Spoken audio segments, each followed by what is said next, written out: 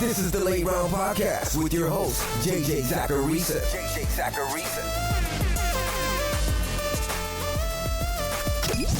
What's up, everyone? It's JJ Zacharisa, the editor-in-chief at FanDuel and at NumberFire.com, and this is episode 370 of the Late Round Podcast, one of the many shows that are part of the FanDuel Podcast Network. Thanks for tuning in. We've got a lot to go over today, but before getting to your questions, I wanted to let you know about FanDuel's free props pick'em contest. All you have to do is correctly pick 5 props every day and go at least 25 of 35 over the course of the week to split the $2,500 weekly payout. Then get back in on the action the next week. It's that easy.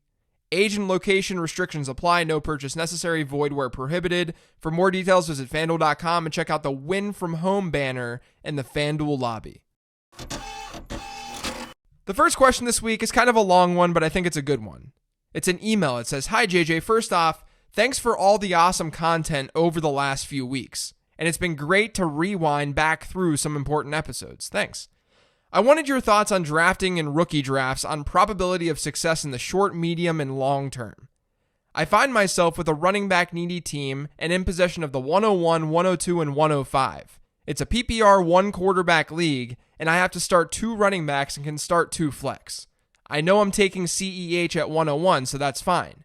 Should I prioritize taking somebody like Akers over Taylor or Swift, who have landed in spots that look more like committees? I ask this as in the short term, an owner might be more reluctant to part with somebody like Akers, who has an opportunity to win a backfield now and impact immediately. Whereas with Taylor and Swift, there is the potential for their impact to be limited by the committee situation, subsequently decreasing their value for some owners, and I can possibly get these for a cheaper price mid-season. An early or mid-rounder on Taylor or Swift in May 2020 could become a late one in November 2020. Whereas with Akers' landing spot, his mid to late round 1 valuation in May 2020 could become significantly steeper in the 2020 season if he appears to have won the committee battle.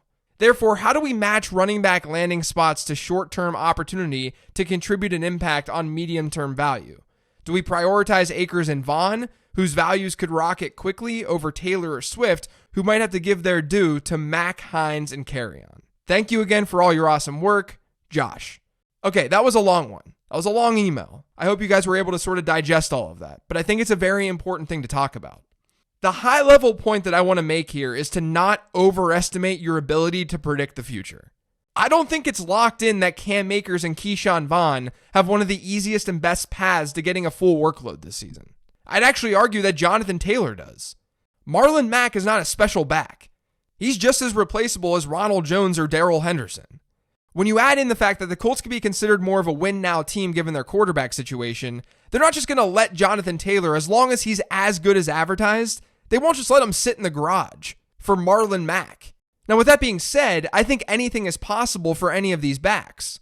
To try and predict which one will be and won't be in a committee in year 1 when it can impact future seasons, that's bad process in my opinion. Because what if you're wrong about the Rams' backfield split?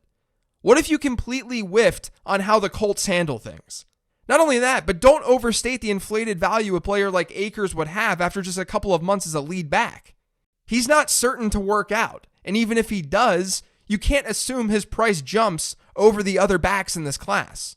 Basically, what I'm saying is to not overthink this stuff.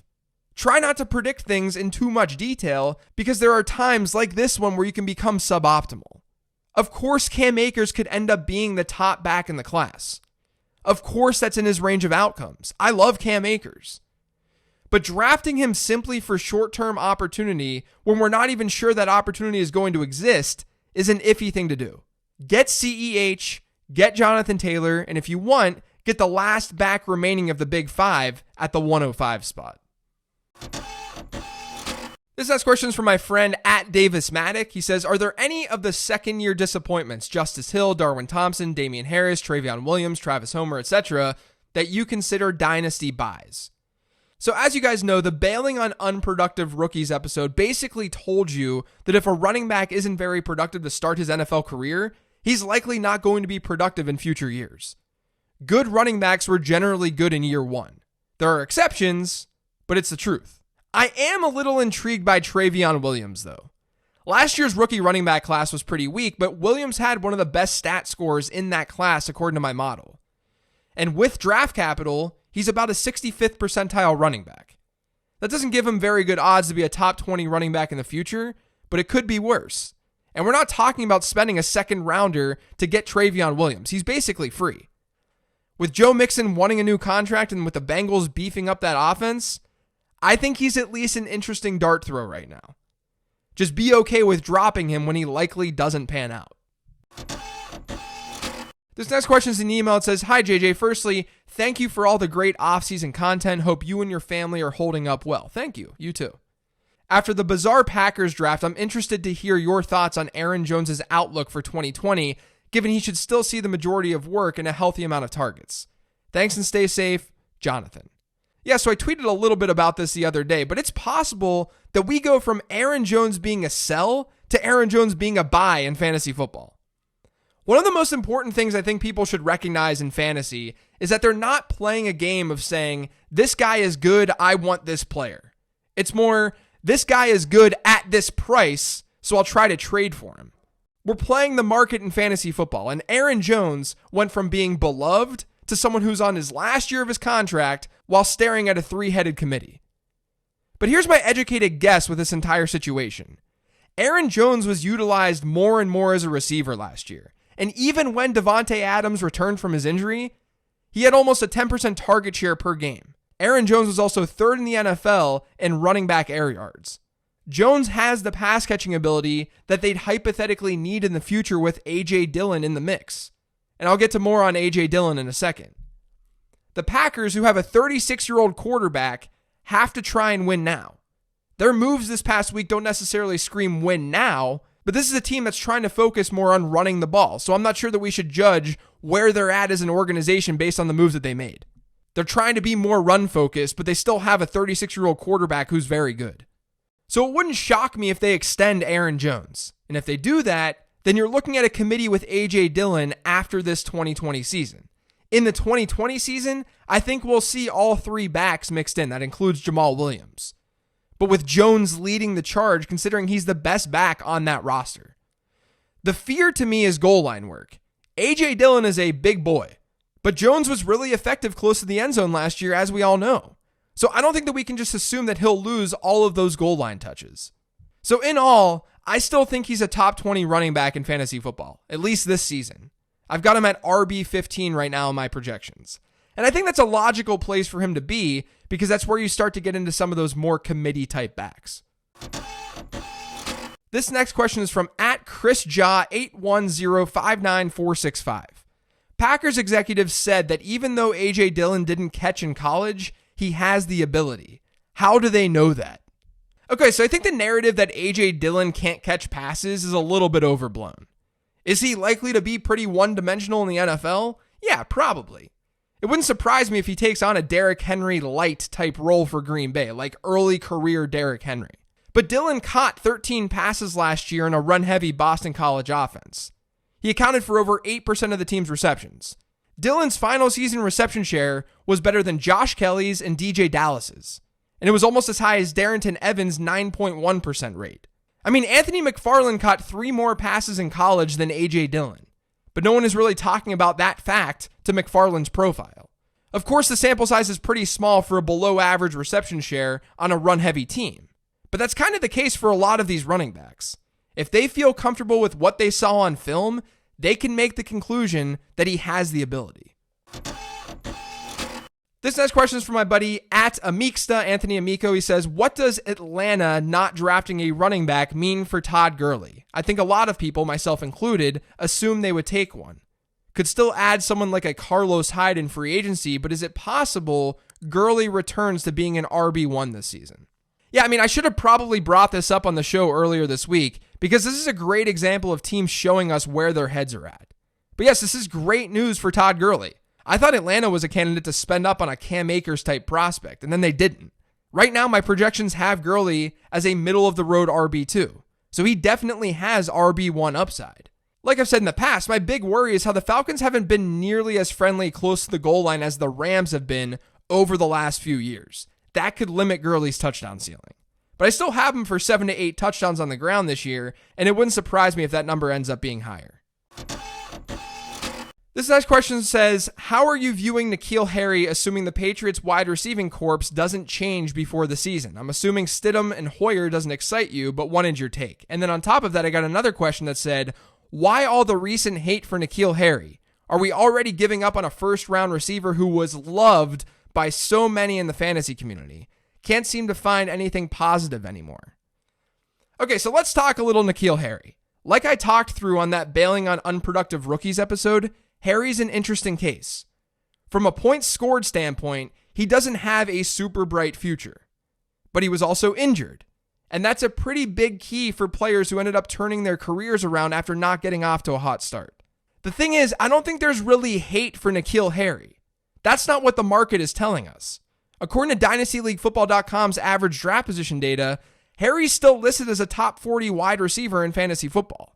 And he's being drafted right after Jalen Reagor and Henry Ruggs, who went higher than him in the NFL draft. And those are two guys that we haven't really seen walk onto a football field and fail to really light it up. So from that perspective only, even if we see a rise in where Jalen Reagor and Henry Ruggs are being drafted, those guys should absolutely be ahead of N'Keal Harry. I'm sort of in the middle with Harry, though. He definitely looked good in my prospect model, but I wasn't wowed by him in year one. And I think a lot of the concerns about his lack of separation in college did translate to the NFL, or has so far.